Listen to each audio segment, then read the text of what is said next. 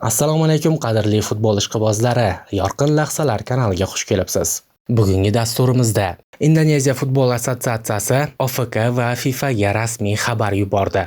Keyingi vazifa Jahon chempionatiga qo'yiladigan maqsad. FIFA Jahon chempionati paytida klublarga qancha pul to'laydi? Ajoyib yangilik O'zbekiston milliy terma jamoasining sobiq ustozi Srechko Katanes haqida bo'ladi. Indoneziya prezidenti Prabowo Subianto Jahon chempionati 2026 saralash bosqichi doirasida Xitoy ustidan qozonilgan g'alabadan so'ng terma jamoaning barcha futbolchilariga Rolex soatlarini sovg'a qildi. Manbaga ko'ra, bunday soatlar taxminan 193 million Indoneziya rupiyasi, 150 million so'm atrofida turadi. Indoneziya terma jamoasi Jahon chempionati 2026 saralashning 3-bosqichi S guruhida 4-o'rinni egallab turibdi va keyingi bosqichga yo'llanmani kafolatladi.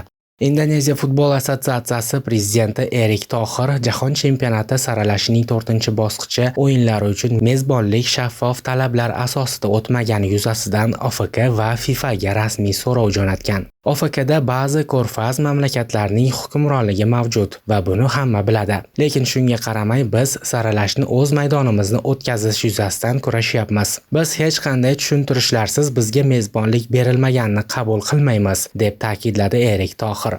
Ma'lumot uchun, oldinroq Osiyo Jahon chempionati saralashining 4-bosqichi markazlashgan holda Saudiya va Qatarda bo'lib o'tishi haqida ma'lumot bergan edik.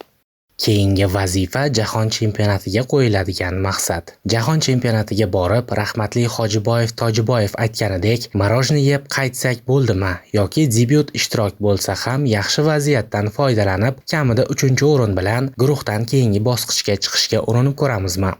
Agar maqsad guruhdan keyingi bosqichga chiqish bo'lsa, o'yinimizni yana kuchaytirishimiz kerak bo'ladi. Saralash o'z yo'liga, u yerda maqsad ochko to'plash edi. Osiyodagi jamoalar bilan o'yinlarda kuchli jamoalarga qarshi o'yinda ko'proq himoyada o'ynash va asosiysi gol o'tkazib yubormaslik va kuchsizroq jamoalardan maksimal ochko olish bo'lgan. Jahon chempionatida kuchsiz jamoa bo'lmaydi. Agar o'yinimizni kuchaytirmasak, qiyin bo'ladi. Olimpiada o'yinlarida ko'rdik, bu boshqa daraja. Futbolchilarning potensiali bor, faqat aniq reja kerak. FIFA Jahon chempionati paytida klublarga qancha pul to'laydi? 2022-yil misolida har bir futbolchi uchun kuniga $10,000. To'lov musobaqa davomiyligi va tayyorgarlik davrini ham qamrab oladi. Har bir futbolchi uchun taxminan 25-30 kunlik to'lov amalga oshirilgan. Turnirga tayyorgarlik 5 kun. Turnirning o'zi taxminan 20-25 kun. O'yin oxiri yoki jamoaning chetlatishiga qarab o'zgaradi. Misol, agar bir futbolchi turnirda 25 kun bo'lgan bo'lsa, 25 kun ko'paytiruv unga 250 ming AQSh dollari. Uning klubi shu summani oladi. Futbolchining milliy jamoasi safida bo'lgani uchun. 2026-yil uchun prognoz rasmiy emas, lekin kutilayotgan.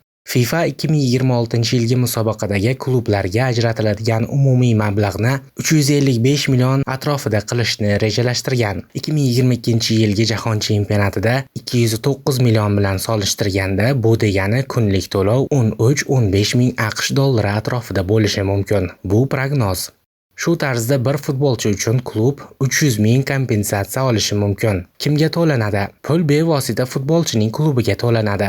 Agar futbolchi turnir vaqtida boshqa klubga o'tgan bo'lsa, to'lov vaqt bo'yicha bo'linadi. Har ikki klubga proporsional tarzda. Endi sizga savol: O'zbekiston milliy terma jamoasi safida O'zbekiston Super Ligasidagi qaysi klubdan ko'p futbolchi chaqirilgan? Ajoyib yangilik. O'zbekiston milliy terma jamoasining sobiq ustozi Srechko Katanes 2025-yil 10-iyun kuni Qatarga qarshi bo'lib o'tadigan o'yinga tashrif buyuradi. O'zbekiston futbol federatsiyasi uning terma jamoamizni tarixiy birinchi jahon chempionati saralashiga olib chiqishdagi beqiyos mehnatini qadrlamoqda. Srechko Katanesga katta rahmat. Uning harakatlari jahon chempionati saralashida juda katta. Siz nima deb o'ylaysiz, qadrli muxlislar? Fikringizni izohlar bo'limiga yozib qoldiring. Kanalimizga obuna bo'lishni va like bosishni unutmang.